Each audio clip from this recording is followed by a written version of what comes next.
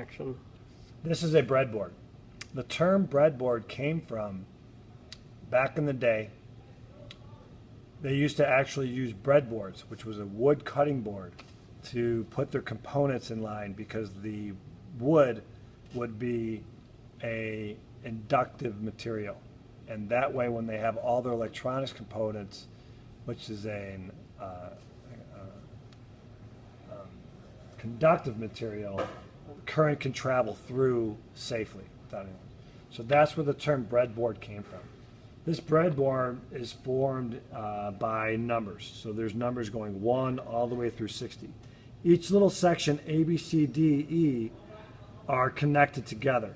So from here to here is all one electronic area, conductive material. Same with these, 1 through 60, but F through J is conductive. So if I were to take a component and connect them like J and F, what would happen is current would travel the path of least resistance, which would be the conductive material. So instead of current going up and through the light bulb, all it's doing is going down and through the metal. So that's why we have to take these components and either go over the little island here, or we can go, for example, in areas 5 and 10. Because 5 and 10 are not connected, but they're connected this way. Let's just keep that LED in there for now. So your power source, you could connect to the top here, or you could connect to the side here, here, or here. Horizontally, all the red area is connected, the blue area is connected. Vertically, all the red area is connected, and the blue area is connected. So let's just follow the color code that they have. We'll put a red wire here. I'm actually going to put a black wire here, and I'll tell you that in a minute. So with these, I have a power source, and I can plug into any one of these here to give me a positive or negative ground. So what we're going to do is we're just going to make a basic series circuit using an LED, a 220 ohm resistor, and some wire. I'm going to follow through with the theory of making sure that current travels through the component and not the breadboard itself. So when I connect power, it's going to go through the resistor, then it's going to go through the LED and back. Okay. Now, this is a non-polarized component. This is a polarized component.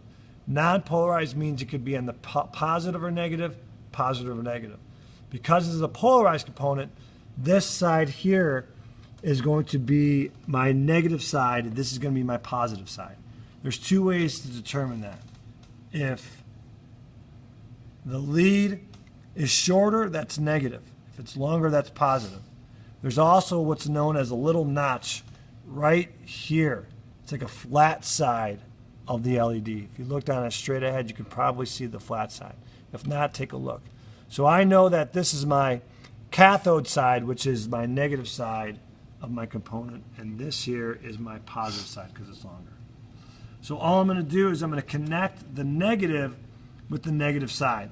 My black wires are going to be my negative side. Okay? My positive side is going to be my red wire. Now, a common mistake, okay, is when students line up vertically instead of horizontally.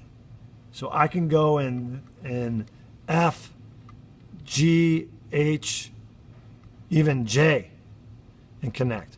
Kids, if you line up in I just along here, you're not going to have, these components aren't going to be connected. So all I'm going to do is I'm going to use my power source. So this is my digital multimeter here, and that allows me to measure volts, ohms, and current. And this here is my power supply. I have 2 channels of direct current voltage. I have a direct 5 VDC for digital electronics, and then I have my quad power supply with a 12 VAC and a 6.3 VAC. So these are all these components are older than every student and every teacher combined in the Applied Technology Department. Cameron McDonald, please report to exit 1. Cameron McDonald, please report to exit but we have a way to adjust the voltage to our setting. So I'm just going to set my power supply to 5 volts. And you can see that I can also move this one to 5 volts. But because we're just using one channel, we won't need this one. Okay? Make sure that your setting's in voltage and that your independent is also queued. So you want it independent, the bottom section of this tab. Okay? So I'm in 5 volts. So I'm just going to go ahead and I'm going to connect my red lead to my red and my black to my black, and my LED should light up. Okay? So anytime I disconnect, current should stop flowing. So this is a closed circuit, open circuit. Closed circuit, open circuit. Okay? You can even do that with millimeter. That's an open. This is a closed. Closed meaning the circuit's complete. Current can travel through. Okay? So now I have my LED. In a series circuit theory, what we get out, okay? So what we put into the circuit is what we should get out. And I'm going to show you that in a second. This is my multimeter. I'm going to go ahead and I'm going to measure voltage. So if I measure voltage, I want to be doing 2 things. I want to make sure my range is set above my original source. My source is 5, so I'd want to set it at the 20 volts instead of the 2 volts. If it's set at the 2 volts, then you won't get your reading.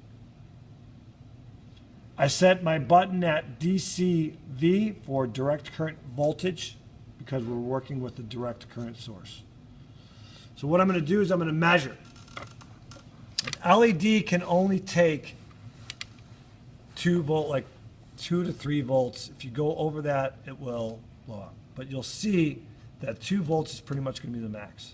So my resistor is going to, again, I'm going to observe polarity when I measure. And when I measure voltage, I'm just going right across the component. So you could see here, my measurements of my direct current voltage is 2.97 volts, very close to the 3.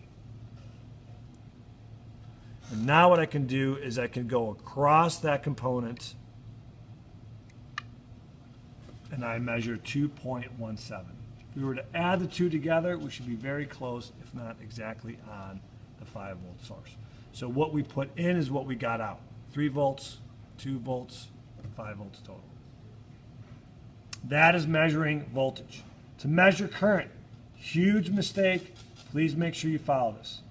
In order to measure current, we need current to travel through the circuit, then through the meter, back out to the circuit. So I'm going to remove these now for voltage. Okay. I'm going to take my power leads out, very important in order to measure current. I'm going to place my black lead here, my red lead here, direct current amps. Okay, and I'm just going to keep my setting. You can change your setting, however. Now, under Ohm's law, you should know what type of current you should be getting. Okay, so what I'm going to do is I'm going to measure current and observing polarity. Well, the black side, which is my negative, and my red side, the positive. If I follow this line, and if you look closely, my negative here is traveling through the circuit, up, and then back to the positive source to my meter. So at any point in current circuit, the current is going to be the same throughout. So if I break this circuit here, I now have an open circuit and I can measure it. So I'm going to go with the black wire here because it's black to black and then red to red. And I should get my reading here for my current. I'm in amps, so right now I have 0.015 amps. I could do the same thing, so watch closely. The circuit's complete. I can now break this portion of the circuit. My red guy will go here because, not because this wire is red, but because my source is red. And that should give me my polarity. I'm observing polarity to make sure positive is with positive and negative is with negative. And I get the same reading. So I can measure anywhere in the circuit and it should be the same. I can measure directly from the source. You can even do this if you wanted to. I don't suggest it. It's not suggested. Again, just to prove that the black to black go together and the red to red go together, I can get my source reading. for current. Current is the same throughout the entire circuit. Okay? Now, here's the third measurement that you'll normally will read in here. When measuring ohms, which is resistance, again, you can see that the voltage and ohms setting is on one side, current's on the other. So in order for me to measure ohms, the power must be off. Off, in order to measure ohms. So the LED is infinite resistance, meaning it doesn't have a value. You'll see it jump around, so no matter where I turn, this first ladder number, when it's the brightest, that means that the value isn't reading. It's not reading. See how dark that is compared to the other ones? In the lab, you'll see it. So that's an infinite amount of resistance. Okay? But for the sake of the matter is, when I measure this 220 ohm, which is based on the color codes, which is another lesson, you should be able to measure in either direction and you should get your reading. Now, my value is off, so if I go to the 200 ohms, it's not going to read because I'm 220. Because I'm at the 2 kilo ohm, you're going to read as 0.219 kilo ohms. But if you convert that 3 spaces, it should be 219 ohms. But you see that there's no power, my power source connected to it. So that's a quick lesson as to how to measure voltage, current, and resistance. A little lesson as to how the breadboard is set up. And it's a basic lesson as to how we complete a series circuit in order for us to have ultimate power of our little electronics world. Okay? And we should have power. Okay? And that's it.